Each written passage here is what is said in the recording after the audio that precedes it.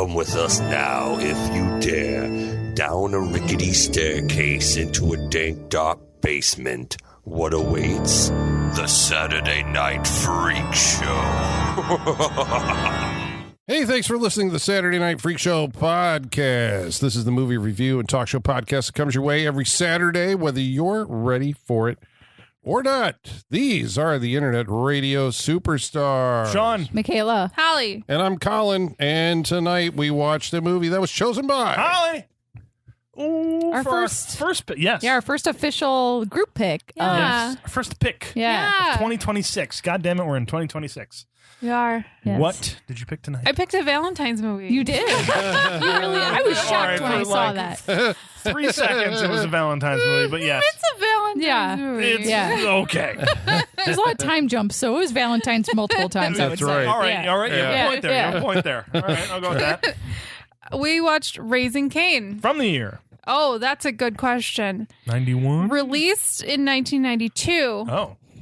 recut in 2012, Okay. and released on Shout Factory as the director's cut in 2016. Excellent. Okay. So, as you mentioned, there are at least 2 cuts of this. Yes, there are 2 cuts. Theatrical and director's cut. Yes. Which one did we watch tonight? We watched the director's cut. Okay. Yeah.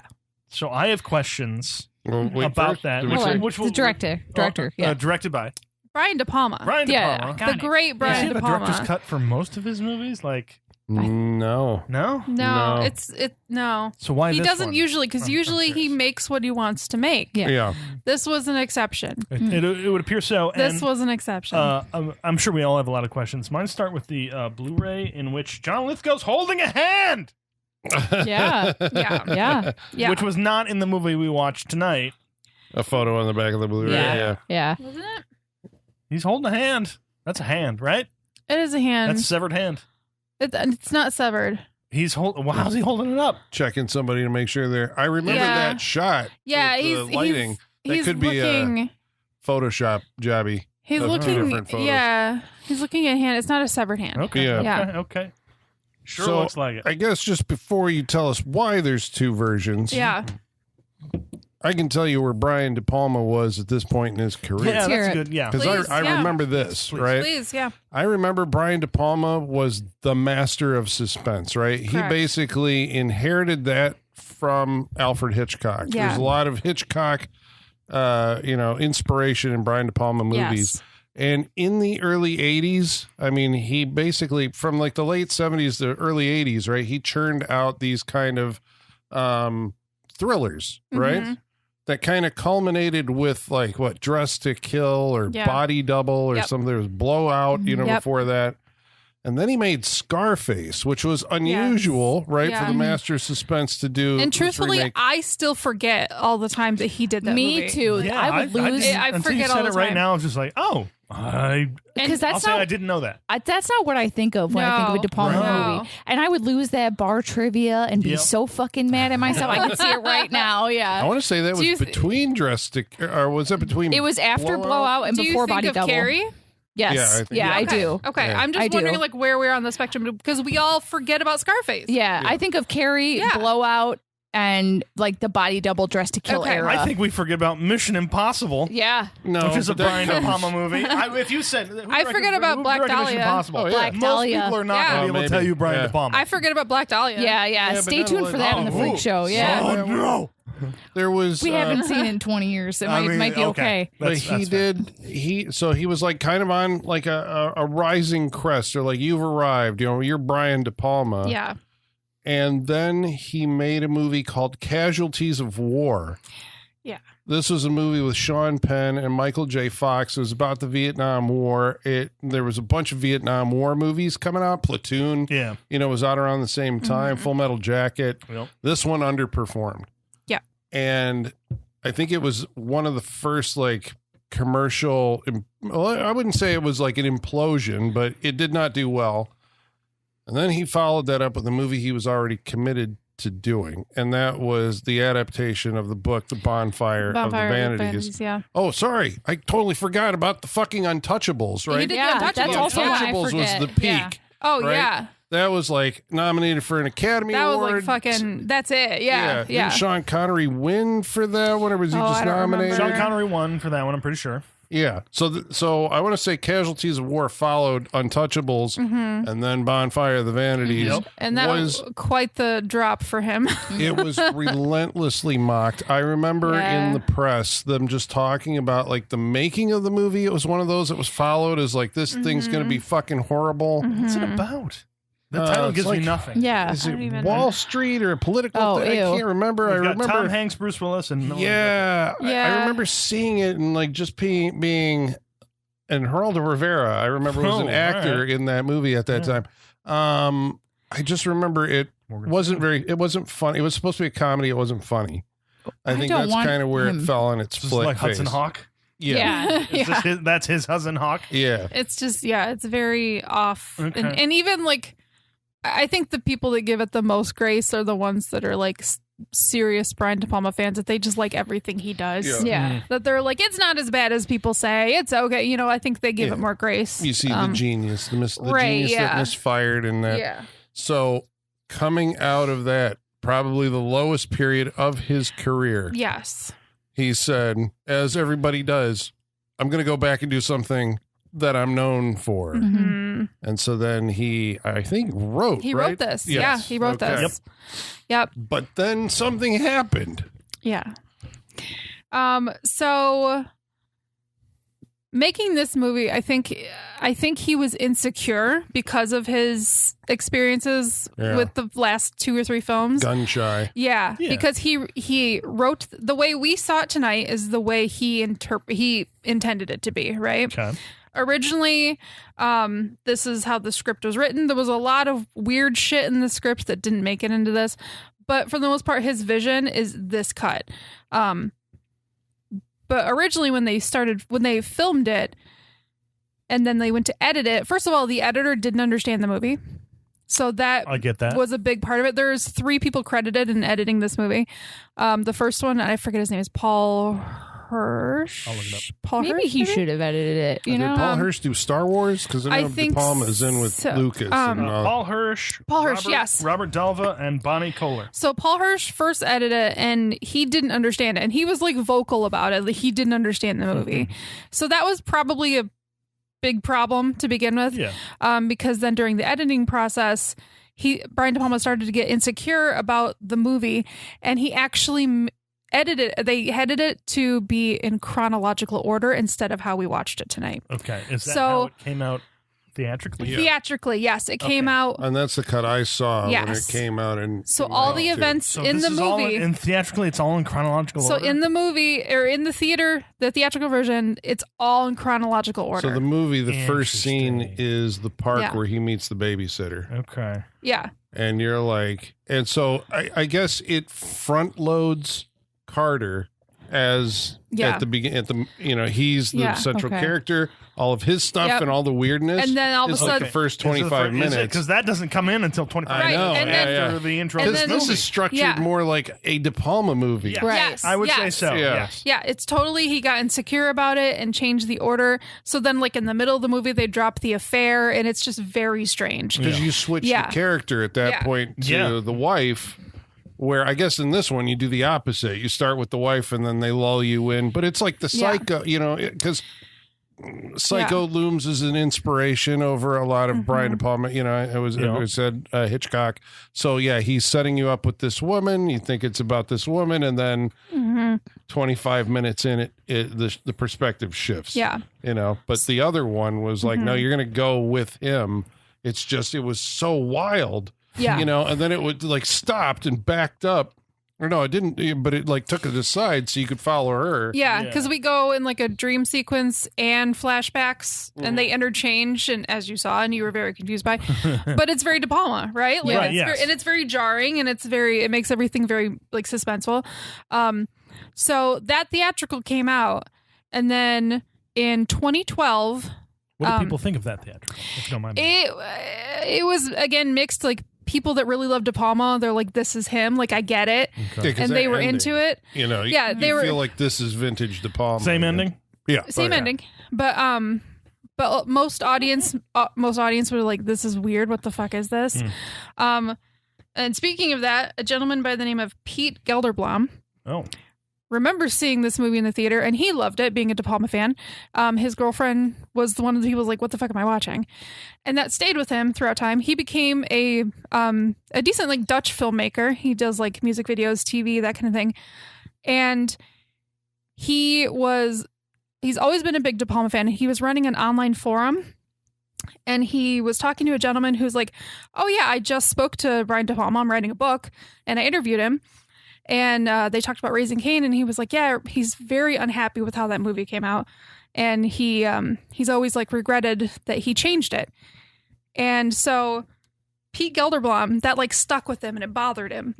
So he took the DVD and he started looking at the chapters, and he was like, I wonder if I could move it around. Well, because he found the script or something. Well, right? then, the more I ate at him, he was like, I feel like it's there. So he found the original script, and between cutting up the DVD and the original script, he made the director's cut, and he swapped it all around, and he posted it online in 2012. Brian De Palma watched it and said, "This is my movie. Wow. This is it." And so he put a seal of approval on it, and he contacted Shout Factory and said, when you put this out this year, I want you to put this as their director's cut. Is that not the ultimate geek shit? Yeah, right? He has a post where absolutely. he details those emails and how they happened. Of course. Yeah. The Whoa. ultimate thing, and I guess what is the most recent thing? Like the Snyder cut of something. Oh, yeah. That's extreme shit. Or the like Topher Grace cut of the Star Wars movies. Yeah. Oh yeah. Wait till I come out with my cut of the last 3 Star Wars movies that actually make sense. You guys are gonna love it. But the ultimate nerd shit to be like, I think this, like, if this is what he wanted, I'm gonna cut this, and like, and to get that filmmaker to acknowledge it and be like, this is it, and then have it turn into something. That's nuts. Yeah. I always wonder, like, you know, so I mean, from De Palma's point of view now, there must not have been any kind of interest in, you know, like, I don't know how much you have to spend on a studio level to recut a movie, to put out a second version of a movie, to put your seal of approval on. Far easier now, I would say. But he never did it. I mean, Coppola and Lucas are recutting their movies all the time. You know, to this day, George Lucas is in an editing bay going like, maybe Greedo shot 25 minutes later. I don't know. But I mean, part of it is just, you know, the studio saying like, money's going to come in. They can do whatever the fuck they want. Universal looked at this and they was like, this movie sucks. We're not putting anything into this. Yeah. So, and it just kind of went by the wayside. But ultimately, they had to, like, the version that we watched was reconformed to the guy's edit. Like, they actually did, or Shout Factory, I guess, Shout maybe Factory did it. paid for it to recut the movie. Yeah. But it was all him. He got the master, and he worked with Shout Factory to make his edit the actual director's cut. So I guess when we're telling you about this, in order to see this version, you can see it because it's not official. I think you can see it for free. It's on like Vimeo. It's on this guy's channel. Yeah. It's on the Shout Factory disc, but it is publicly available. Yep. Yeah, because he was when he made it, he was like, "Oh, I can't put this out there. You know, it belongs to Universal. Oh, they're going to tell me to take it down." He's like, "Oh, fuck it, I'm doing it anyway." Yeah, why not? And then they tell you take it down, you take it down. Right. And that's it. But come to find out, Brian De Palma watched it and was like, "That's amazing. This is it." Yeah. There it is. Love that for that person. That's great. I know. What would you want to recut for a director? I've also wanted to that's see too deep a question. Steven Soderbergh's Heaven's Gate. He recut that at one point, and posted it on. But also, you know, because the fact that it wasn't his property, there is nothing added to this except he repeats the park scene. Right. Yeah. And you might have noticed that when we were watching it. Right. The two women sitting on the bench talking. It repeats. Yeah. That is the only thing he added or took out of this movie. It's like 10 seconds. He didn't take anything out. He just cut the existing property. Gotcha. Yeah. That's even cooler. It's literally just rearranging it in a different order. It's great. Yeah. And then he added his own dissolves to, you know, make it smooth and whatever. Right. But yeah. So De Palma's been eaten up by this, like all they just kind of, you know, made peace with it. Like this one didn't work, and so I just kind of let it go. And now he gets to see, like, well, it's because, I mean, I guess if you're trying to put it together and it's not working, and you know, the critics are going to be all over you or whatever. Because in his, like when he was prepping to do this, and he found out that De Palma didn't like this version, he had his own thought process on it. he was trying to picture like what that would be, and when he found out that they would have started with the same scene, he knew he needed to make it. He was like, okay, I think they would start in the clock shop, and then De Palma confirmed that he would have started in the clock shop. He's like, I'm doing That's it. the actual beginning of the I'm movie. doing because it. they shot it. He shot it to be put together this way. Yeah. Okay, so I guess just like going doing a into it puzzle. then. Yeah. Yeah. So some of you have seen Raising Cain. You saw probably the theatrical version. Yeah. So I guess we're going to talk about the one that we saw. We'll make comments, I guess, along the way where the differences are. If they've watched it in the last 10 years, it's possible that they've watched this version. I don't think this is the one that's available on any of the streaming sites. I think you still get theatrical. If you get it. I think you have to go unofficial Maybe. or whatever. You either do the unofficial or you have to buy physical media. Yep. To Yep. see the This is preferred. true. Or it's on, like I said, it's online, but yeah. This is true. Win for physical media. All right, so Raising Cain. So the version we watched starts off following a woman named Jenny. Yes. Yes. And Jenny is married to a guy named Carter. Yes. Carter is played by the great. John Lithgow. Yeah. I love him so much. So this is his third Brian De Palma movie, right? He was At Obsession. that point or just in total? At least at that point. In total, did they work again after this? It was Obsession, Blowout, and this. Yeah. He was in Blowout? Yeah. I think that was it. Okay. He was in his unhinged era at this point because he did Ricochet before Yeah. this, Oh, yeah, Yeah. Ricochet. which is the same kind of energy as this Well, it's movie. because he had done, it was Cliffhanger. Kind The of year gave after. him like a Yeah. God high bless profile. Cliffhanger. That was Yeah. after? That's 93, yeah. Okay. Walker. Yeah. He's just being crazy for Yeah. 3 years. Yeah. Ah. Yeah. He was Wait, having a run. and who else was in Cliffhanger? Wings Hauser, who should have been, Who should be in this who movie. should be in this movie. Yeah. Just saying. He's channeling his Wings Hauser, feels that's like for There sure. is, yeah. From the Wings Hauser fan club over here. There is Wings Hauser energy. Yes. All right, so okay. So Jenny's married to Carter. Yep. Who seems like a swell guy. Yeah. Yeah. What's- People People tell her so. It's like, you married the best guy. He's Yeah. a great guy. But she has some issues. Yeah, I mean, we open up. She's shopping in a clock shop. 'Cause Yep. clock shops were a thing. In Made me 1952. nostalgic. Yeah, you remember when you go to the mall and there'd be a Clock a shop. shop, Clock just shop. dedicated to fancy clocks? Like, Yeah. Tiffany clocks. yeah, And No pianos. yeah. Mm-hmm. Piano store. Yeah. Yeah, signs of a good economy, Right? I guess. These frivolous things we don't need. Yeah. Right. So she is shopping, and she looks over and recognizes the man standing next to her. They clearly have a history. They, start talking. Jack, thank you. Very handsome fella. Oh, it's Stephen, what's his name, from Scarface, right? From Stephen Scarface, Bauer. Yep, Stephen Bauer. From Breaking Bad, which Yeah. you might know him from. Oh, sorry. And Lolita Davidovich is Jenny. Jenny. She I'm trying to remember what is her breakout bad. movie was. Davidovich? I mean, I looked at her IMDb because I was like, she looks familiar, and I didn't recognize anything. I've seen her in what's other the first things. thing, though? It was a movie.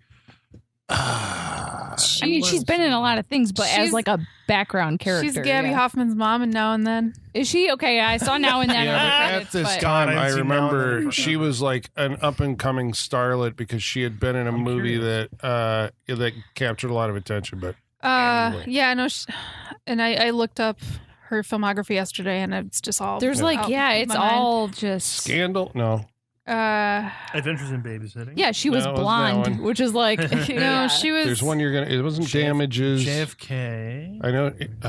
Well, I mean, she's still doing TV and stuff now, but she Yeah. like I looked at her filmography and nothing stood out to me really. Oh. The Friday the 13th the series, is think that what I- you're thinking, Colin? No, she No. was in like a couple big movies. Yeah. I think I know her from Jungle to Jungle. Oh yeah, probably. She was in JFK, but who That wasn't classic in JFK? Tim Allen movie. Mimi Siku. Mimi Seeker. That means cat pee.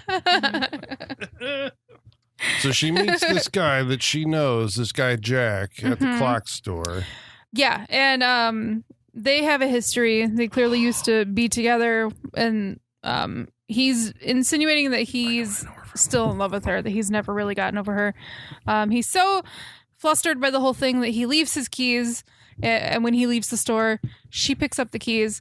At this point, John Lithgow comes in with their daughter, and he's just, super dad, super husband. He's a child psychologist, so he's an expert. He's being so sweet and like, oh, it's going to rain. We're going to go home, but you take your time, honey. He's just being so nice. But yeah, he is a child psychologist. And we find out that he has taken a sabbatical from work to raise their daughter. Mm-hmm. She is an oncologist, so, clearly money's fine for them. And the first 25 minutes of the movie then creates some suspense, as De Palma always does in these that's why it's it feels like, is he retreading area that he's already done as far as, the unhappily married woman, the promise of a forbidden affair. She ends up buying 2 clocks. She may be putting the wrong one in a. Well, no, that's what I'm saying. Well, that's his jam, I guess. Well, it's because he lived this. He had an affair with a married woman. That was part of the inspiration for this movie. Oh. Even though it feels very Dressed to Kill. Again, yeah. Again, it's just his territory. Yeah. But he also this is bizarre. Women beware when dating Brian De Palma. Just Yeah. What it was he was married while he was making this. But the crazy thing is that part of this was inspired by a friend of his who really did step away from his practice to study his own child, which is really Seems fucking weird. Deeply unethical. Really fucking weird to me. Yeah. Well, this movie makes some. Yeah, because you're altering if you're studying the child, you're altering what you're studying simply by observing it. Yeah, that is you have the a conflict bias. of interest. Yeah, exactly. Yeah, you have a bias. You are automatically fucking your own experiment if you are the one observing, but also raising the child. Correct. You Yeah. got to throw that out. Well, it has. I guess there was some suspense with the. She. Because they do have an affair. She and this guy Jack in the park. Yeah, because she's expressed. She's like, because she meets her friend in the park, and she's like, or was it before? We saw the whole thing in a flashback with his wife. Right, had cancer. Yeah. She was the doctor. Right. So it was like, hold on, this scene we got to take time. So this is absolutely nuts. Might be my favorite scene. It was an affair the other way around, right? It was an affair the other way around. She wasn't married, he was. And that's when they had an affair. She wasn't married. So now they're having an affair again, but it's swapped. She fell in love with her patient as he was caring for his dying wife. Right. And which I got the impression that went on for months, That's how I And read she it, felt sorry for him. And then on New Year's Eve, right? There's a whole bunch of holidays in this Watching the ball drop while your wife is dying of cancer in the bed next to you. Yep. Right there. And so she kisses him, and then he looks at her. She looks at him, and they're hugging. And it's like a great scene. It's all because De Palma does those slow motion. Everything slows down. The Pinot Donaggio score rises. Pinot Donaggio. He looks into the television screen, and we see in the reflection. She turns. The wife turns over slowly and looks right at them, and then the what's his name? Jack.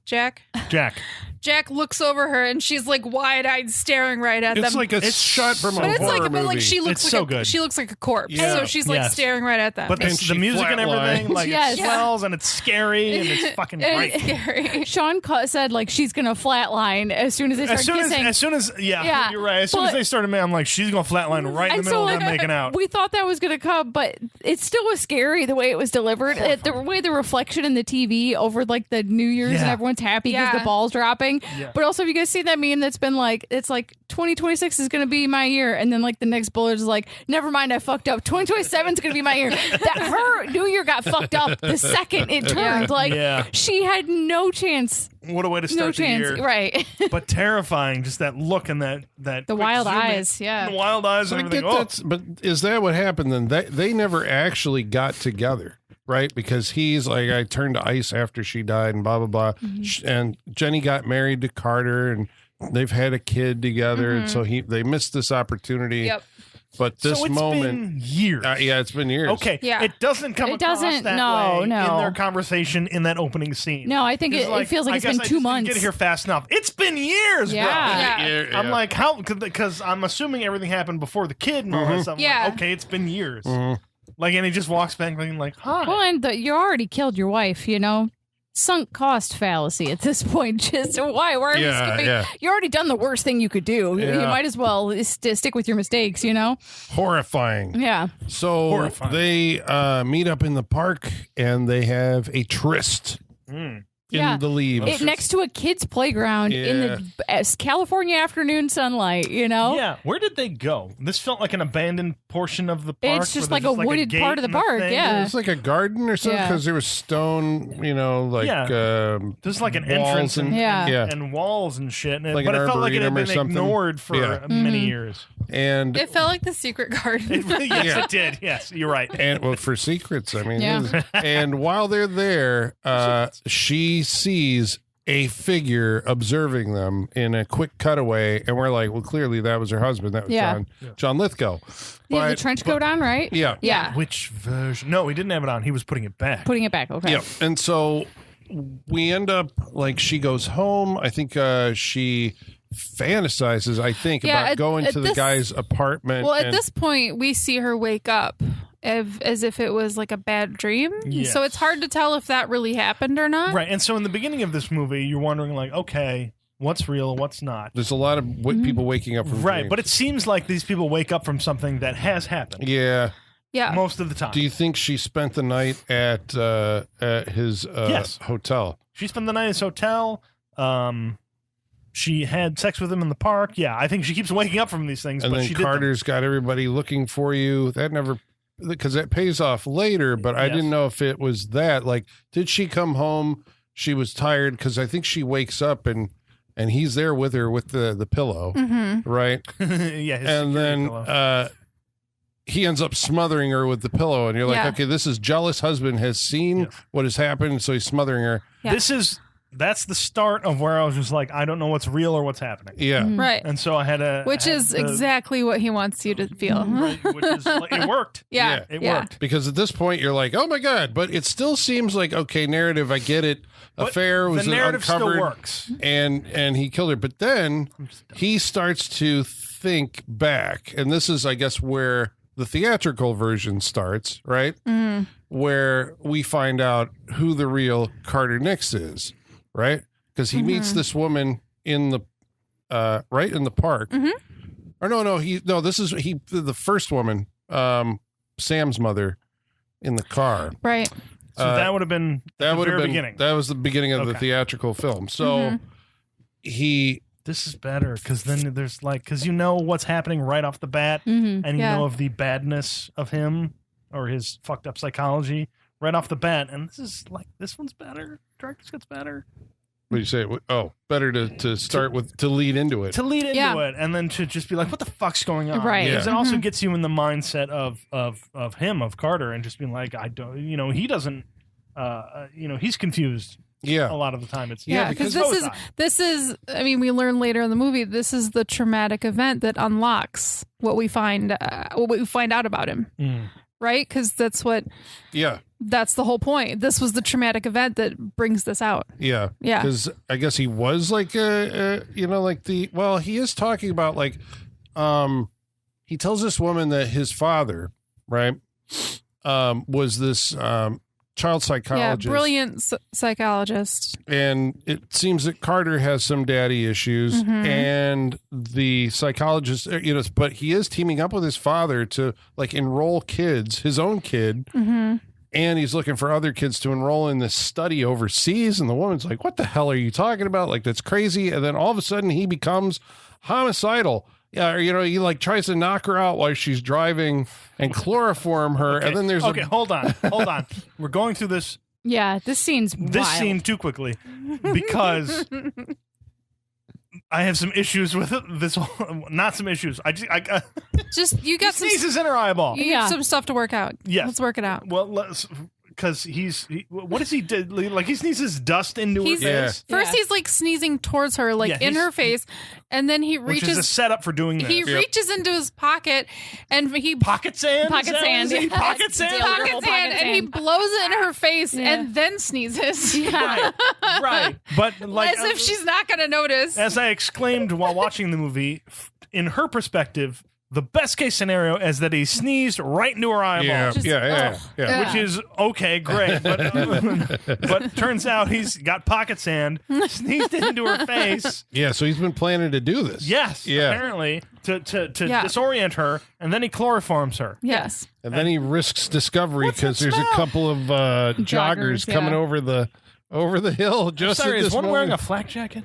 It looked like it. It Yeah. looked like it. Okay. You know, I was surprised how much this movie takes place in like the afternoon daylight. Yeah. You know, there's That's what makes it dangerous. Yeah. It's making like the suspense of of discovery. Yeah, Yeah, it's happening in broad daylight. Yeah. These guys are running up to the car. She slumps forward and talking the horn, and then suddenly there's this Freddy Krueger like laughter. yeah. And he looks over, and hanging in the window of the car Is the Wingshauser version of John Lithgow? Yes. And so we're like, okay, if you haven't seen the trailers at this point, so what are you thinking at this point, having through the first go round? I mean, I knew because I saw the trailers, you know, they were playing up the idea that this is a guy with split personality. Oh, I immediately was like, this is subconscious, like in Okay. Dexter. Yeah, it's like in Dexter, you know? As soon as Yeah. you showed him, like, that's his So personality. it doesn't read as a brother. Then No. this is No. second personality. No, because that would be awfully convenient that his brother is right there where he pulled over Right, to the side of the road. right. So circumstances do not allow us to think that it is a real person, I don't think. Okay, so who is this person? Wingshauser. Incarnate. This is Cain. Yeah. He wears sunglasses. He smokes. He has a devil may care attitude. Yeah. No, he doesn't just smoke. He has an appendage that is a cigarette. Yes. That's what this man has. And sunglasses. And sunglasses. He's the career criminal, Yeah. right? The epitome of like the evil twin, Yes. right? Yes. That's Yes, what it they is. were- Yeah. He's really going for it. And as Sean pointed out while we were watching this, real cigarettes, real kids. Real all cigarettes over this movie. in very close proximity to real Oh, being young blown children. in babies' faces. Almost, Yes, almost yeah. and, Babies, Right. yeah. If he could have Like gotten away literal with it, he's babies. like, I know I can't do it, but I think Cain would blow wanted smoke to. in this baby's face. Yeah. And everyone around him went, that might be too far. Yeah. Like the babies in this, they're like 3 years old, 2 years old, and like 6 literal months. yelling Yeah, baby. we're Like these are constantly smoking around babies. Small children. Yeah, these Yeah. are babies. I'm all for it. But we still don't know really what the goal. Well, I guess we do. He's explained it. They're trying Yeah. to take kids for an experiment. Yes. Yep. Carter and Cain are working together to steal kids, I guess, right? This is him stealing the kid. And Cain takes over whenever Carter is having like a stressful moment. Feelings, yes. So Cain takes care Whenever of he has to this. do something hard, Yeah. Cain takes over. Now, I don't think at this point, because this is Cain goes back to the house, right? And he has the woman's body in the trunk of the Yes. car, Yes. and he has her kid. Yes. And there's a scene with Jenny, Jenny? Jenny. the wife, It's right there. who, where it's like, you know, we realize that she's in a room with a guy who isn't her husband, technically. Right. Yeah. This is a scene that she complained about to her friend, and you know that we saw Yes. foreshadowing that he started to make love to me, and then baby started crying, and he drove off. away. But now we know why, because now we know it's because he's got the baby crying wasn't your kid; it was the one that he had in the car. He had to go tend to the kidnapped child. Yes. So where does he take this kid? To the Riviera Motel. Yeah, the Riviera. Yeah. A seedy motel. Yeah, where their German father or Dutch or what was he? No, I would say Norwegian. Thank you. Yeah. I would have gone straight It's- German because I'm It like, seemed look, German. It look, seemed a scientist German. who wants to experiment on people Yeah. to unlock the That's human fair. potential. That seems German to me. Sorry, Germans. He sounded German. He sounded German. No, he was doing so this is John Lithgow again. Again, Right. another character. Now Some it's old age makeup. Yeah. It is, but at this point, I don't know if he's real. Yeah. right. I don't same. think you're supposed Right. to. You're not supposed to. You're not because the supposed to, way yeah. they shoot that with Yeah. that camera perspective is making it seem very unreal, right? Yeah. But yeah, that top-down camera right on John Lithgow as Cain Yeah. is very disorienting. The camera work in this movie is great. Wonderful. Is wonderful. We'll get to another shot later on, but Yeah. yes. Oh, when they're walking? Yeah. Oh, it's so good. So it is basically like, okay, this is evil mastermind. Dad's evil mastermind. He wants to get these kids And so he basically drugs Cain at this point to put him to sleep. He's like, Carter can handle it from here. Yeah. But the unfortunate thing is when Carter leaves here, he goes back to the park and then catches his wife having an affair with this dude. Yep. Yes. So that causes him to snap again, right? Yes. And so Cain reemerges, and then this like other woman shows up, the babysitter. Yeah. Yeah, from 90210. Yeah. She also it's has a Andrea from kid. 90210. God Yeah. bless her. Yeah. But and so he's like plotting to kill her. There's a big suspense, moment, and then this like little kid shows up yelling at him, and we're like, "What? No. the hell? Okay. Yelling at him in a different In voice. a different voice. Yeah. In an adult voice. You're And gonna an do adult something wig. bad." Yeah. This looked like if they tried to make like a baby version of Will Ferrell. Yeah, the Like, wig that was was pretty right. something. That was the That's skin. pretty right. Yeah. So we're assuming that this is another personality, right? Yeah. Yelling at him that can Yeah. see him. Yes. And so he kills this woman, Mhm. but he's going off the idea that like somehow I have to screw over the guy who's my wife is cheating Yes. on me with. Because the woman he kills, she has a baby. So he's like, I'm taking that baby. Yeah. Because He's he's taking just it. collecting babies. Collecting babies. His taking, father tried to buy babies. steal and it. learning. Right. And now So now we're stealing babies. Yeah. So he has to kill her, take the baby, and then he's like, well, what do I do with the body? And he's like, I know what I'm going to do with the body. The cat's in the bag, yeah. and the bag is It's in the river. Yeah. He's like, I'm going to put this in the dude that's fucking my wife and putting it in his trunk. Y'all. So that's why Like you he do. was down there when they were in the woods. He takes the other guy, Jack's overcoat. Yeah.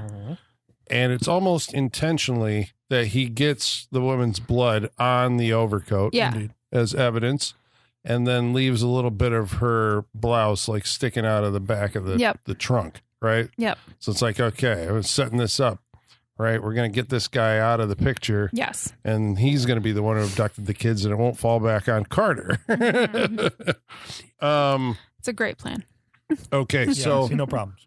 he does that, and then I think the next thing that he does is he has to get rid of Jenny's body. He has to get rid of the first kid he took, Sam's mom.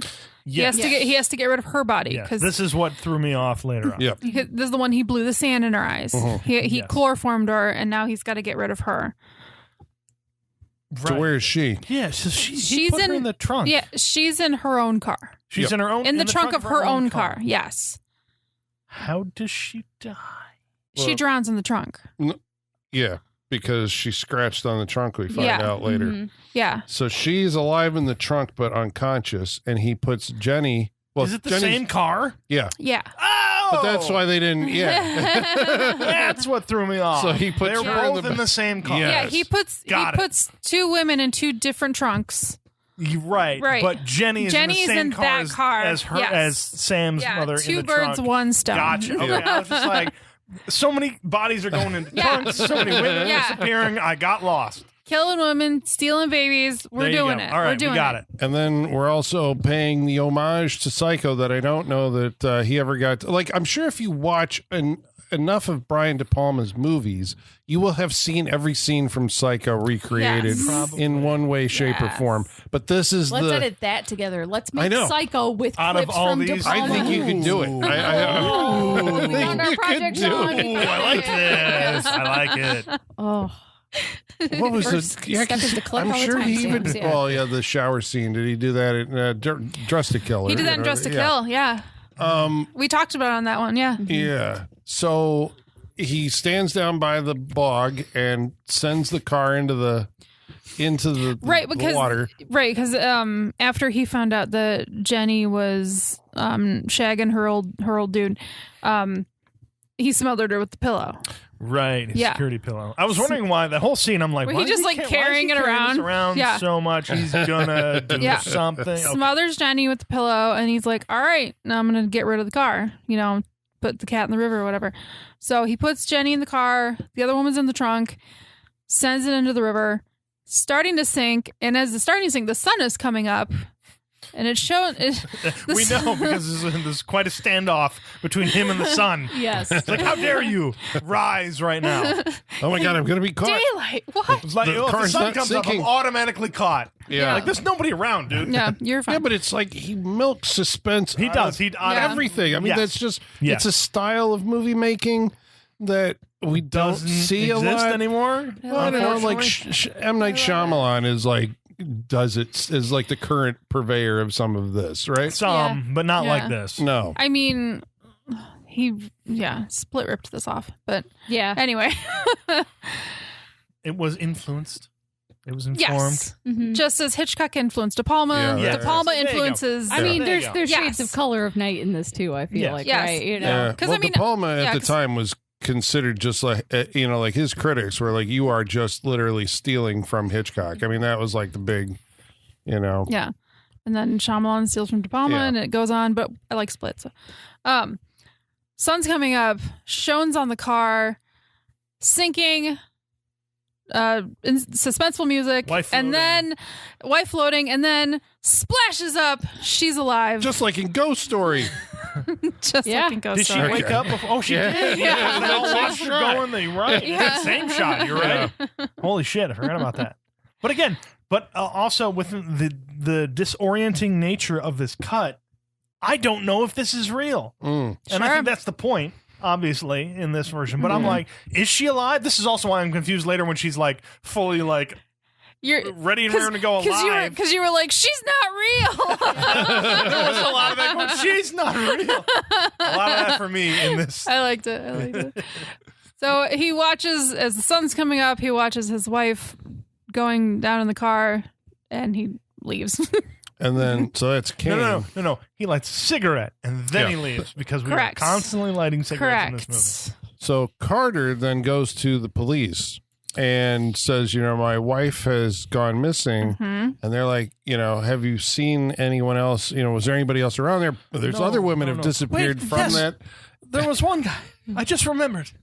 Like, he seems guilty as fuck. His As, I know. as the cops Yeah. should think he is. Yeah. But they're not. I don't think they do it. It was Greg Henry is one of the cops. Yes. And he's just like, they, yeah, that's fine. amazing. at this point, the movie is making another shift in perspective, Yeah. right? Yes. there was a really long walk and talk in this movie that goes like 3 floors through That the walk and precinct. talk is like just under 5 minutes. Yeah, Yeah. it feels It's like beautiful. it. Yeah, It's- it's great. I mean, it's well done. great. Well, it's Yeah. one of Great. those scenes Yeah, that, like, at some point, because Psycho did it kind of.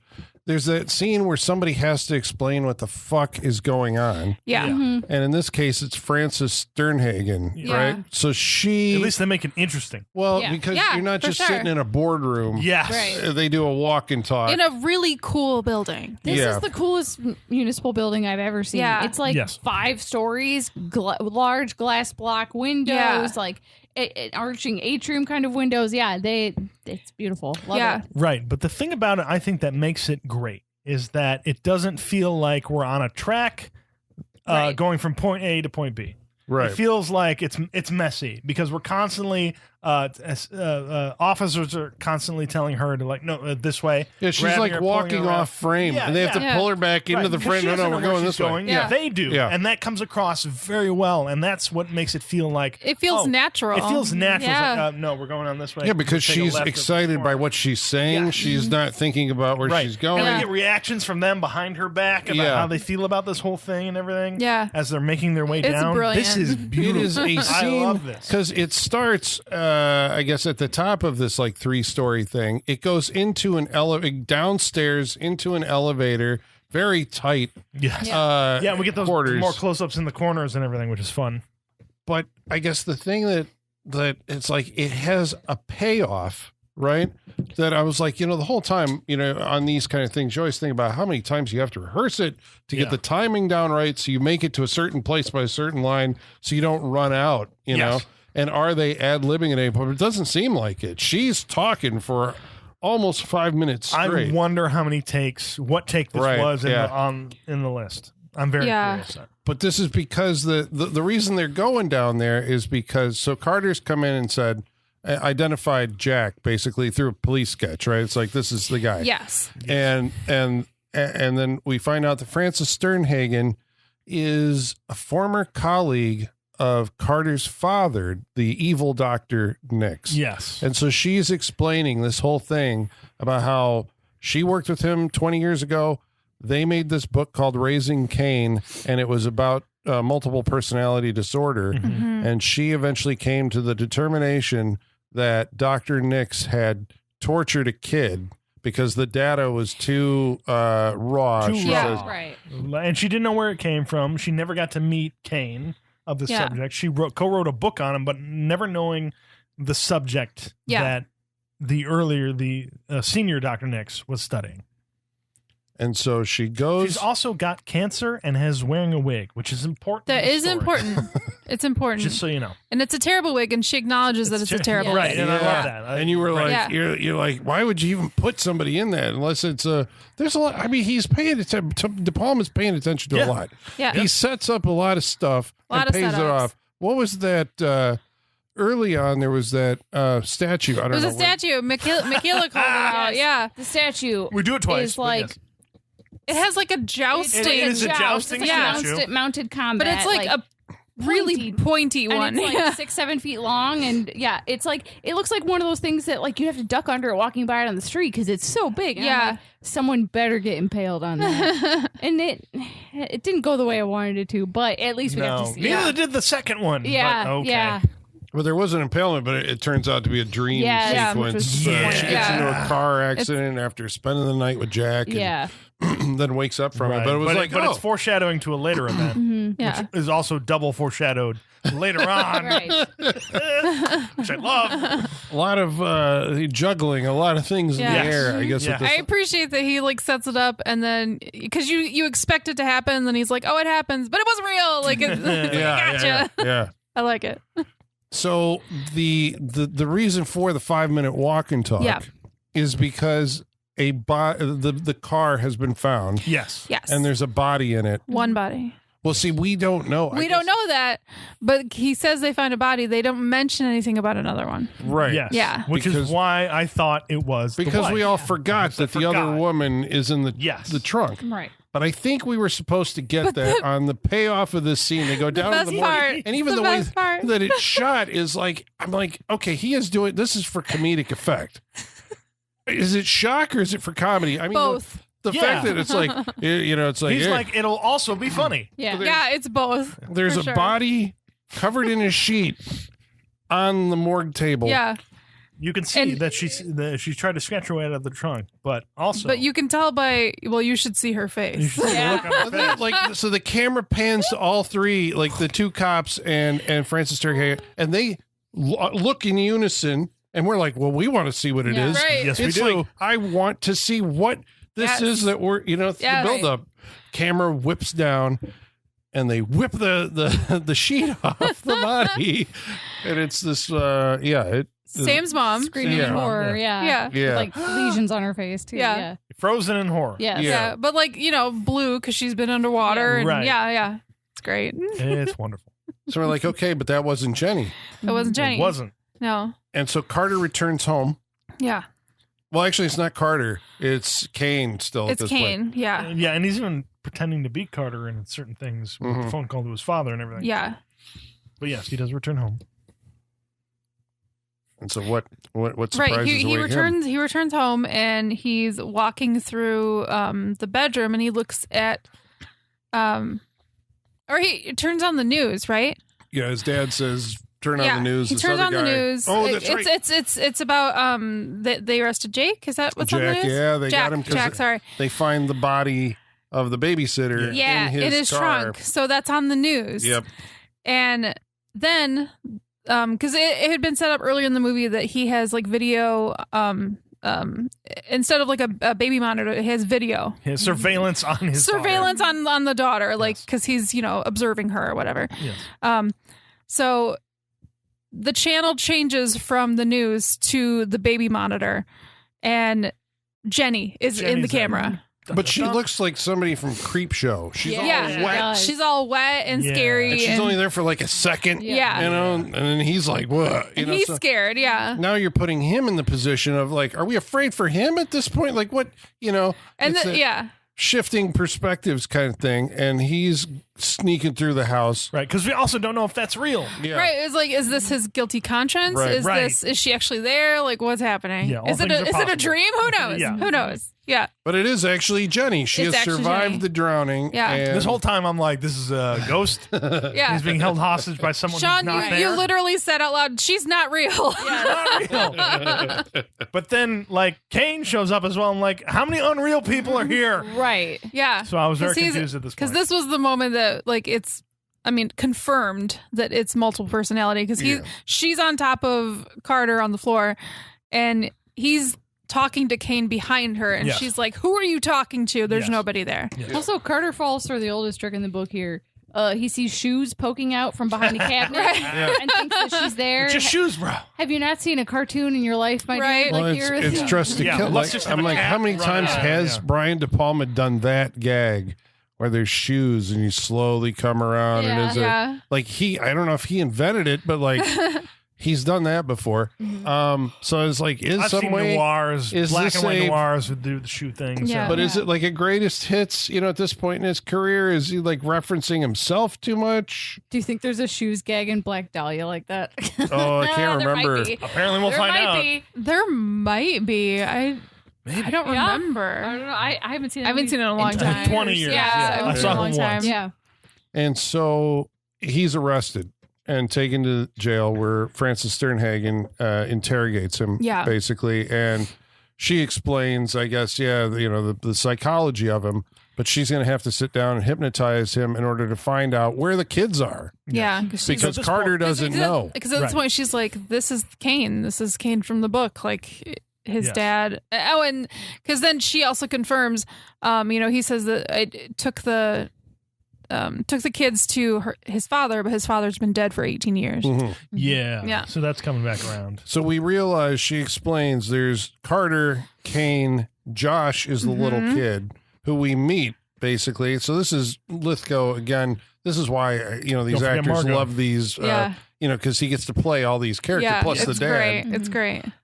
Josh is the confused little kid, and Yep. Josh is afraid of Margot. We've heard Margot mentioned before. Margot apparently is the controlling, is she the evil person, like the super evil one? Yeah. But the super evil one, but also the one looking out for the kids.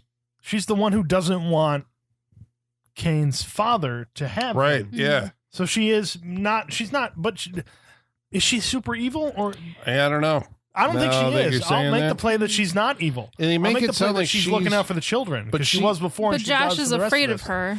Right. And she does So seem to be the there's- one that has the control. She can put the others to sleep. Yeah. Yeah. So if she I'm doesn't never like gonna what watch you're doing, Split she'll the same knock way you again. I'll out. tell you Right. what. I'm Right. gonna go back and watch it now. I know. Because I there's know. a similar thing going Yeah. on in there. But yeah, so she's in charge of everyone and she's intimidating, but she's also looking out for the children. Margot, this other person. Well, Yeah. Margot presents herself or shows up. I think she. But she headbutts the doctor. she Yeah. does. So I don't think she's good. Not good. No, but her only good thing is she doesn't want anything to happen to the children. yes. That's the only good thing. Yeah. It is And she'll do whatever she possible then- wants to at the to Yeah. prevent that from happening. But then there's a way to read the movie then when Josh shows up, like it's already the last time we've seen Carter in the movie. Margot is present for the rest of the movie. We think Yeah. it's Cain, Yes. but it's actually Margot. Yes. Right. So we know that John Lithgow steals Frances Sternhagen's wig Yeah. and escapes Yeah. from the hospital. And because everyone has fallen asleep. yes, and Jenny has seen this, and so she chases after her. And the cops And become another aware great of, like, smoking scene where we just see a billow of smoke Yes. and then come around the corner to see her. so she chases John Lithgow. We don't know who it is, but it's him in the wig. Yeah. They never show his face. You always see him from behind, and he goes back to the motel. Yes. Uh-huh. And we're like, okay, she's With closing in. our overacting truck. Yes. Okay. So this The becomes real star of The real movie. star of the last part of this movie. because this is a Brian De Palma set piece, right? I mean, this Yes. is the stuff that you go to see a Brian. So I mean, did it give you what you were hoping for? I guess, was it satisfying? Except for Did you one like part. it? I mean, a baby really got dropped off, or a kid really got dropped off a balcony. That's not something you see in movies. It sure looked like it. Yeah. This has been the days before. Well, they had green These kids screen, feel like but they're legitimately terrified. Yeah. I think they are. Yeah, this is a whole calm them down later. I after would we're like done a with the follow-up documentary on where are these shot. kids On the now kids? and how do they feel about this? Probably. Yeah. it's like it felt like he is, especially in this. And I'm like, is this the reason that he made the movie? Was to set up this? Because I mean, clearly a lot of thought went into it. For logistics and all that. And it seems to be not just doing something that he's done before. He's making it more complicated, because there's there's the guys with the pickup truck, right? The wrecker. Yep. There's the two guys across the hall. The beer bellies across the thing who have superior situational awareness. Yeah. Yeah. And know exactly what's going on. Right. They know a bad guy when they see him. Yeah. And I love that about them. Yeah. So he's got a lot. There's a lot of pieces. Yeah, the cops. The cops arrive. show up. There's Jack is there. Jack is there. We Yep. feel like the The manager. I'm going to say the managers, yes. Yeah. Him and his wife, who eventually shuttles out of a doorway and is like, what's going on? So, there's a lot of moving pieces at this point. I know, to be able to edit that together and Yeah. keep your situational awareness. I mean, I guess because you're going in slow motion, That helps. it helps. But yeah, so what does she find when Jenny gets there? Like, how does this scene play out? So she gets there and the cops call her on her car phone and she says, yeah, I followed Dr. Bunny McDougal, whatever her name is. Yes. I followed her to a motel and they're like, that's not her. And she's like, gotta go, and follows her in. I like the cops came in and kicked everyone is sleeping awake. It's like, he escaped, get up. Let's go. I'm just like, come on. So, the figure that we see that we know is John Lithgow, but in the wig, gets in the elevator, goes upstairs, to the dad's room. Right. Steals a bag of groceries Yeah. out of the back of one of the cars that's going Yes. and goes up in the thing. This is while the truck with the giant spear in the back of it is trying to park for at least a half hour. Yes. That's going can't on. find its parking space. That's right. And that is continuously going on as the rest of the scene is unfolding. It has a sphere and some Greek style statues also in It's the got back. some shit in the back. Yeah, it was like Yeah. a sundial or Yeah. something, I think. That's what they Because call it. Yeah. clocks are a theme in this movie. Yeah. Yeah. Not They really are. sure what the theme is, but they're in it a lot. The theme is Valentine's Day. Yeah. Yeah. I mean, time, going I with that, guess, but it's all chopped up and moved around. I don't know. Jenny but- gets there. Yeah, she Jenny- gets there, and then she gets in the elevator, and it turns out that John Lithgow has not left the elevator, and so Yeah, there's he's that. still in there covered with the bag of groceries. Yes. But then, and as it's going up, the elevator door opens and John Lithgow father is standing in front of her. A We're like, stroller. oh shit! So A we have stroller been comes to the told. door. Yeah, the and stroller pins comes her to the into door. the- Yeah. So we have been told repeatedly the father is dead, Yes. Right. He went to trial for the stuff that he did in Norway. He committed suicide, but Yep. they never found the body. Yes. And so we just assumed that he was another alter, right? Right. Another personality. Yeah. And he's very real. Very real. He faked his own death. Yeah. He's So a- it's like, he's a Nazi surprise. scientist. He is collecting babies. Right. And we go Nazi scientist because he does look like every Nazi scientist. Yes, Yeah, I he mean, does. He From, re- he from really Indiana does. Jones, Yeah, Yes, he looks he really like every does. Nazi scientist. They Yeah. just from got to Indiana put him in a Jones. white, He's one got, of he's them got white the coats. right. He's got the round glasses, the hat, tiny and the, those Yeah. tiny Yeah. glasses. Yes. Yeah. And so, He's part of Hydra. yeah, I don't know. Yeah. Like, He's is that Hydra. like, is he he's based in on Indiana Joseph Jones. He's one of the Mengele or Nazis on the whatever? Rocketeer blimp. Yeah. He's a Yes. Nazi. Yeah. And he gets there's this whole suspense thing where He's carrying Amy, the yeah, daughter. and he's Yes. got doesn't he have The other two Sam? babies are in the In the stroller. stroller. Oh, yes. Yeah, and he pushes the stroller away. Like, Yeah. if a gun pointed at your heart. But it does seem like the Carter that's in the who we never see his face, John Lithgow's face, but is operating out of sight, Mm-hmm. Yes. picking up bringing the cart in so the elevator doors close and the father can't get away. And so there's this whole buildup, and then slow motion kicks in. It starts raining, and the father is, I think, it's Margot, It's like, I guess, comes out of the elevator and stabs him in the back. Yes. He's holding both a gun and the kid. Yeah. And in the meantime, the stroller has like wheeled down the hallway, and it's like the manager or someone came out and instantly like took the babies. Oh, right. Yeah. I like that he saw the stroller and instantly just knew that it was a abandoned stroller. The two guys across the way are like, wait, what is that guy doing to that woman? Take the babies. I mean, it's a roadside motel. I bet they see some shit. True. You know? They're on their guard. Right. This is not the first stroller they've come in contact with. They are ready to grab some babies. But yeah, there's a struggle, stabbed. It builds to this crescendo. Jack is in a car. Yeah, Jack is raining, watching from down lightning. below. He sees something that's going on. He sees a gets scuffle. Out of the car. Yeah. So he's ultimately running toward the balcony because the doctor drops the kid, Right. Yep. All the while, he's running towards a spear in the back of a truck. which is backing up towards him in slow motion. Right. There's a gun involved in there somehow because the doctor, Nix, has a gun. Again, all in slow motion. The baby Greg goes Henry's over on the second floor, tries to reach for the baby and Right. misses. Yeah, the cops figure out what's going on. They go up. The baby's going over a railing. The baby's going down. Jack's there to catch. Falling in slow motion. Oh, Yep. Yeah. This kid really looks like they're falling, and their face, they're like, and the baby is falling. Jack is about to catch her, but also about to get stabbed. yeah, impaled on a spear. Yeah. And then gun goes off and shoots the spear. And breaks it off. Breaks it off. No longer a threat. Yes. Jack catches the baby Yep. In the rain. in the rain. What happens to Dad? I think he dies. Yeah. Doesn't he die? Well, What from would he do? the stab wound. Did he die? I don't from remember. All right. Yeah. I think so, At least he's nothing else. He's but down. he's detained in whatever manner.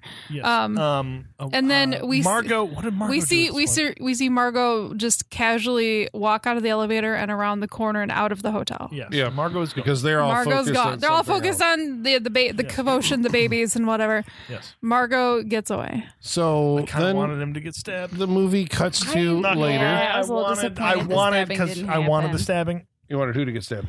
I wanted Jack. Jack, Yeah. who Oh. looks like Joe Mangala, whatever. He looks like somebody nowadays, Yeah. but I forgot who it is. Somebody from Magic Mike. He looks like that guy. Oh, Joe Manganiello. I think Yeah. he kind of looks like Joe Manganiello. A little bit. Or he looks like somebody I know, but whatever. But yeah, I kind of wanted him to get stabbed. I just wanted to. You didn't catch want the baby. lovebirds to get Fuck him. away. No, I didn't. I wanted him to get stabbed while also catching the baby because, again, they had an affair and all that stuff. He's not an innocent guy, and so I know, if he, it is if like- he did die and get stabbed, I wouldn't Yeah, feel like bad for him. sacrifice. Yeah, I feel that it would- sacrifice I would have been okay with. I agree. This is like they had an affair, but they were meant to be together, and so it's okay. that's it. That's exactly what they're saying. It's like it's fine now. Yeah, He so lives they and are everything. together at the end of the movie. Yep. Yeah, and because we're back at the park on the bench. Yep. Right. Right. We are back at the park on the bench. She's giving the tea. Jenny is giving the tea to her girlfriend. Who they And just like very casually, but also, her husband, her psychotic husband, is on the loose. yeah, Could find them at any moment because nobody knows where he is. Yep. it's And just she's keeping half an eye on her child. It's very casual. Like, yeah, Very. this is what I've been up to Do you lately. think Like, he'll it's come not. back? I don't know. She's he like could. not emotional about it. No. No. She's just very She's casual. happy, fulfilled woman now. I do wonder how long after with this Jack. is, but you can be happy and fulfilled, but also still aware Watch your that back. there's a Yeah. very psychotic person out there who As would probably rather see you dead. Amy is playing, and Amy runs off a mile away. because Amy hears her dad calling her. Yeah. She does. We see Yeah. that. She's Yep. like, "Daddy, So Amy Daddy." runs off. Yep. Mom is in the middle of talking about how great her new boyfriend is. She runs away down 50 steps. She's gone. Yeah. Yep. This kid could have walked into a lake, Yep. which I'm pretty sure she was near. So Mom looks over, Amy, where'd you go? And she follows after her into the secret garden looking for her. It's like, Daddy's there's here. stairs, and she's like, Daddy's here. And like, no, he's not. Daddy's not here. Yeah. And I'm like, you seem very sure of that. Okay. Right. Bends down to pick her up. Ah! And standing behind her is Margot. Is a very well made up Margot. Very well made up Margot. Loved it. And as soon as I saw it, I red was like, lipstick, red blazer, looking fierce. loved it. Love this new life for them. Yeah, just standing there smirking at them, Yes. and then she like raises back up with Amy, just smiling, and then cut to black. Cut to black. That Beautiful. shot, because when I saw that the first time, I didn't know it. But then, since then, I had seen Dario Argento's Tenebrae. Yeah. Yes. Tenebrae invented that shot, I am convinced, and Brian De Palma borrowed it. Now, has I'll De agree. Palma I'll ever agree. seen Tenebrae? Yes, he has. Probably. Yes. So he has. Argento was asked about it because I saw an interview where they were like, Brian De Palma like used your shot, and he's like, well, Brian De Palma is a very important Ooh, there we go. filmmaker. Yes. Respect. I love that. I think he loved that. Well, I mean, they're both heavily inspired by Alfred Hitchcock. Right. I mean, that informs Yeah. both of their stuff. But they are like two guys on two different sides of the world they were both recognized as being, the successor to Hitchcock. So I love it. there you go. There it is. So this version has come out. You can see it. I guess we're gonna go around the table and tell you what I'm we thought. going to say one more thing because we shouldn't gloss over the tagline. Oh, that's on the please. cover of this, I noted because that I too. personally love this. So for Raising Cain, Yeah. the tagline is, when Jenny cheated on her husband, he didn't just leave, he split. Oh, yeah. But the other one is demented, deranged, deceptive, De Palma. Yes, we applaud Put all that of you. on Yeah. a shirt. Put I love it. I applaud all the creative producers who got together to make that. Yeah. Bravo to you. There was I love you. the title credits I had love like it. these beautiful Oh, it was like great. red lines slicing through the Loved it. names. And Yeah. there was a part where it said directed by Brian De Palma and the red line went right through the middle. I want that on a Love shirt it. too. So I was good. like, Love it. Look yeah. good. Pretty Back good. when titles fucking Yeah. meant something. I remember the trailers for this. I remember that they go heavy on Carter Nix was a loving father, blah blah blah, but he also had Oh, sure. Yeah. and then it's all about you see Cain, you see the doctor, you see so it's a movie about a psycho with a alternate personality, multiple Right. So the trailer personalities. gives you that. Oh yeah. Okay. So I think I'm that's so part glad. of I went into this tonight not knowing anything. And about I'm this movie. so same. glad for that. Yeah, same. Do nothing. because how else do you pitch this movie? I guess that would Yeah. be the thing in order to preserve its secret. If he would have gone with the original version, I guess maybe that was part of his decision making. I can split it up because I know that they're going to have to promote it that way. Yeah. It's going to be out in all the trailers. It's tough making movies and then having trailers spoil them. Okay, well, before we tell you whether or not you should watch Raising Cain, we're going to read some of your mail, and in order to do that, we're going to have to summon our mailman, Igor. Bring us the mail. Why, thank you, Igor. As a big fan of physical media, I do not agree with this You don't iPad like mailbag. Igor's iPad? I'm not a Yeah. fan, Igor. He's I an know, iPad kid now. God damn it. I know that, eventually we all have to. Do we? I don't know. That we all have to move into the future, into the, what is I don't know. Do the you technology of the day, but I don't agree with this. Well, we should let the good folks at home know how they can participate on this interactive portion of our show by following along on Facebook, Facebook.com/Saturday Night Freak Show. on on X, At Sat Freak Show. by email, SaturdayNightFreakShow@yahoo.com. or on Instagram at Saturday Night Freak Show. All right, well, first up tonight about tonight's movie, Raising Cain, David Brown writes in and says, be sure to watch the director's cut, which is much better than the theatrical cut. About 10 years ago, Shout Factory released a Blu-ray that contains both versions. I saw this in theaters upon its initial release, and I liked it, but seeing the director's cut back in 2016 made me love it. Yeah, There you go. that's what we watched. That's kind of crazy for a movie that was, 92? 92. To have that, Recut. an entirely new perspective on this movie so Recut many years 20, later. 20 years later. That's crazy. Yeah. Michael Whitaker says, having been familiar with Jonathan Lithgow because of his comedies like Harry and the Hendersons, I remember seeing the commercial for this and being really confused as a kid. But I guess that's what makes a really good horror actor. They're also really good at comedies. Yes. Indeed. He's brilliant. Yeah. He's great. Yeah, I He's mean, absolutely after brilliant. what was it, Third Rock from the Third Sun Rock was from the Sun, which is after this, hilarious. Holds right? up really well. Hilarious. It's very funny. Yeah, Yes. and I guess before Harry, and he was in all the De Palma movies Yeah. like back then. So He's been in so much. Also, there is a theory that that Margot Cain, whatever, later on became Arthur Miller in Dexter. Nice. Yeah, I could see That this was I like his that, was yeah. like his origin Yes. story. That's fun. Which I love it. Yeah, that is an unhinged performance. Right. Absolutely. Yeah. Teresa Ann says this is Brian De Palma's Split. Yeah. Yeah, it is. So everything that It we've is. said is It really basically M. Night Yeah. Shyamalan's Split is M. Night Shyamalan's Raising Cain. Yeah. There you go.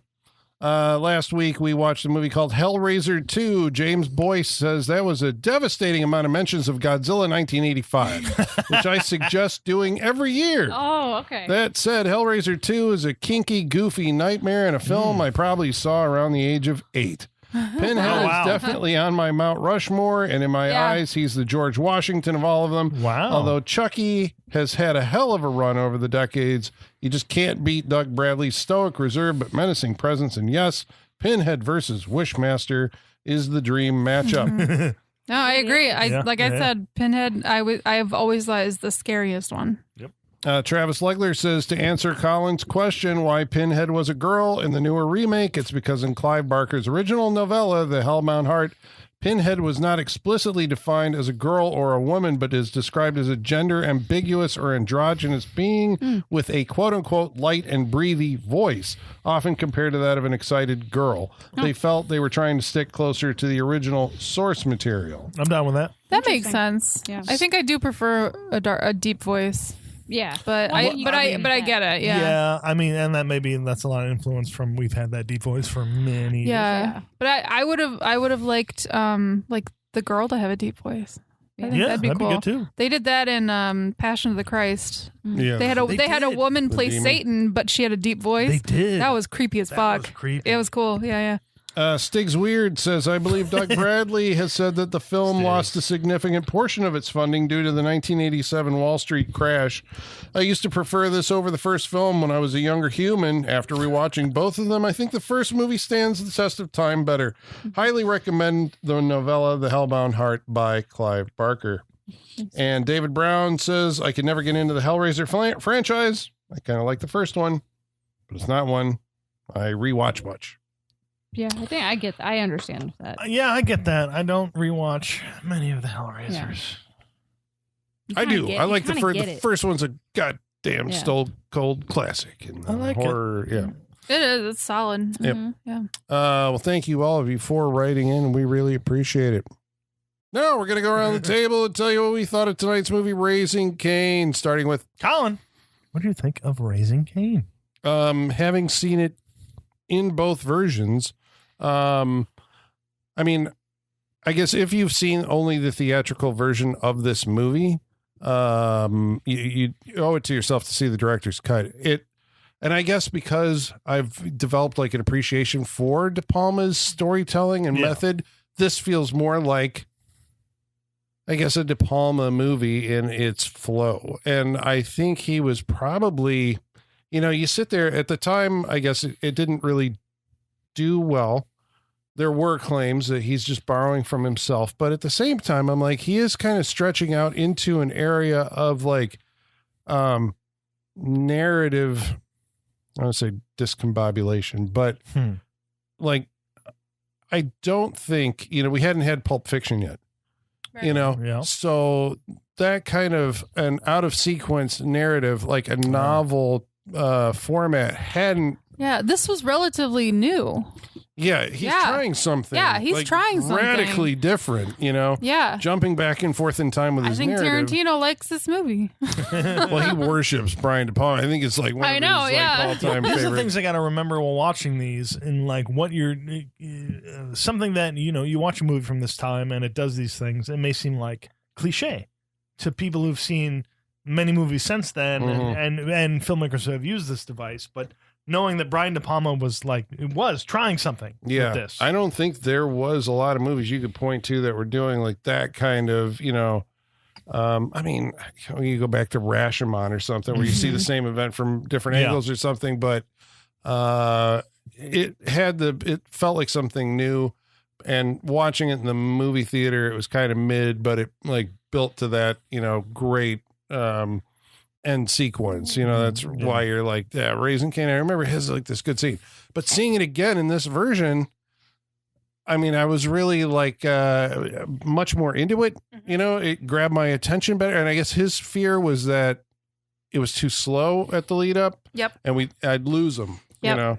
That was what he was thinking. Yeah. I didn't have that problem. I in like the director's cut version. Yeah. That's why he changed it. He didn't have faith in it. He was like, okay, I'm gonna do it in chronological order and put all the Cain stuff up front, so you get crazy John Lithgow faster. That's what they're here to see. He didn't have faith in the slow burn. Yeah. Right. Yeah, I understand it, but also, as we realize, it's better this way. John Lithgow's always been like an amusing actor to me. I don't, they always say that like he's great. I like him a lot. I don't know that he's great. I don't know that he's not like a guy when he inhabits a different role that I believe. He does always feel like John Lithgow. I get what you're saying. Yeah, I understand what you're saying. But I like. You guys are crazy. I like. Well, I mean, maybe no, a different go with perspective. Go with Colin. Go with so I always feel like he's an actor performing. I like watching him, but I like that. But you like, I like what he's doing. His, his mannerisms and all that stuff. It's very stagey, but it's. He'd be great on Broadway. He'd be great in a play. Yeah. But I like it, know. And here he has. He was an amazing Churchill, by the way. Did he do Churchill? He did play Churchill in The Crown, and it was perfection. Yes, it was so good. He's a good actor. He's so good. He's so good. Yeah. So I like him. I like I like De Palma and the score, and I do think it's an underrated Brian De Palma movie. And I guess it's like so. Brian De Palma, he did Mission Impossible. He did Mission to Mars. A lot of missions. But he did go back to like his thrillers. There was Femme Fatale. Anybody see that one? Yeah. I think that was like the last relatively like mainstream studio movie as he kind of got older. And then, I mean, he did Passion with Noomi Rapace, which I think like he ended up getting funding from overseas. He did one with when was Femme Fatale? It was 2002. Yeah, Rebecca Romaine and Antonio When was Banderas. Black Dahlia? I think Black Dahlia was right. Yeah, Black Dahlia was 2006. That was a big studio film. Well, Mission to Mars was too. Yeah. That was sometime around. But I mean, like for his thrillers, it felt like, Black Dahlia. Black Dahlia would have been what he was trying to go for. Yeah, I don't remember that being well received though. It wasn't. Not.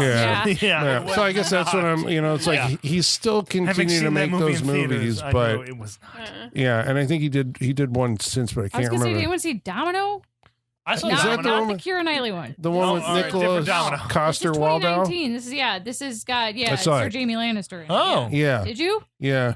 Wow. This But- came and went, and I heard nothing about it. It never came to theaters Did here. it? No, because that's where Brian De Palma is now. It's like his movies go straight to video, and they do kind of feel with the technology now. They kind of feel like a film student doing their Brian De Palma movie. Yikes. Yeah. He hasn't kept up. Yeah, and I feel that about Dario Argento too. They're still making movies, but they feel like these pale representations of what they used to do. He's doing the adaptation of Catch and Kill, though.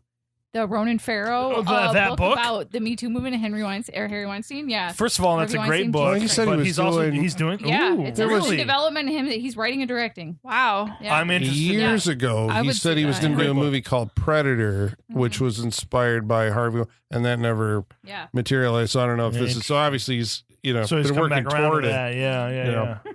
He's like, no, fuck that guy. Yeah. Yeah. So I would recommend that you watch Raising Cain. If you haven't given it a chance before now, you should check it out. Michaela, what do you think? I mean, I feel like I hear the name Brian De Palma, and I'm like, instant recommend. I don't think I've ever seen one of. I mean, I saw the Black Dahlia in theaters too, and I remember not liking it at the time.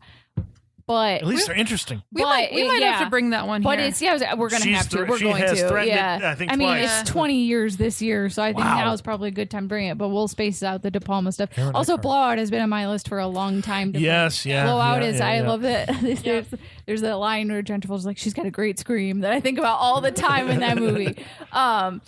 It's always an instant recommend for me just because I find all of his choices interesting, even if they don't fully work. I don't care because I'm never bored watching his movies. And I think that's why I didn't like Black Dahlia, because I remember being bored and I remember it feeling long, and that's not what I expect from a De Palma movie. They're always engaging and the pace is always interesting.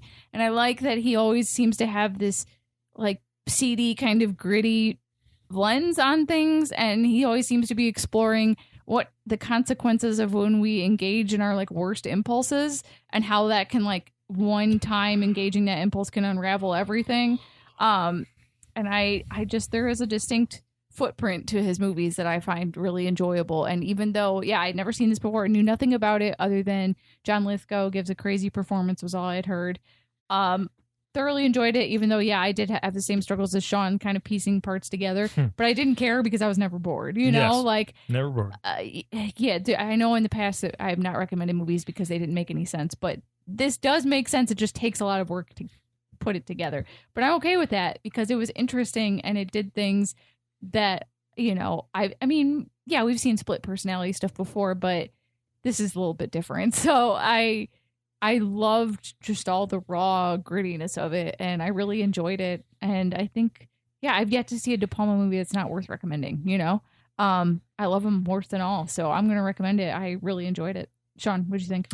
Having not seen a ton of De Palma movies, because I'm still exploring his oeuvre. There you go. Snake Eyes. I forgot he did We've Snake seen Eyes. his Snake That's Eyes. another one Look I've been through wanting to his bring for the show, too. You're going to come through a lot. You're just like, holy shit, Brian De Palma did that? And so, like, this was watching this tonight. Tonight was the night I was just like, okay, I see how De Palma makes films. This is the one I was just like, all right, I see what he, more so, my eyes are open to what he likes, what he wants to do. And the things he goes back to and everything, just based on the few movies I've seen of him, of his, a Blowout. That's the one. I keep not watching it because I feel like it's being threatened to bring here, but that's the one I'm just like, I want to watch this movie so bad. So I'm going to have to go back to it. But this movie, Raising Cain, I think, you have to watch the director's cut, because I think just hearing about how it was edited for the theatrical versus this one, I'm like, this is the one that's going to be more interesting, because it movies like this make you sit on the edge of your seat and pay attention, because you have to figure out what's going on.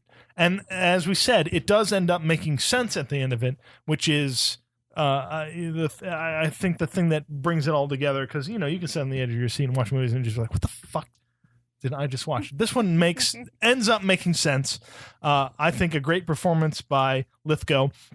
I was confused. I did need a discussion to bring this all together for me, but again, that's what I live for. I live for talking about movies like this. But once we any confusion was my fault for this movie, because it does make sense. It does come together. Everyone's doing good. It's a wild movie, as I think Brian De Palma movies are. Wild in some way or another. Enjoyable.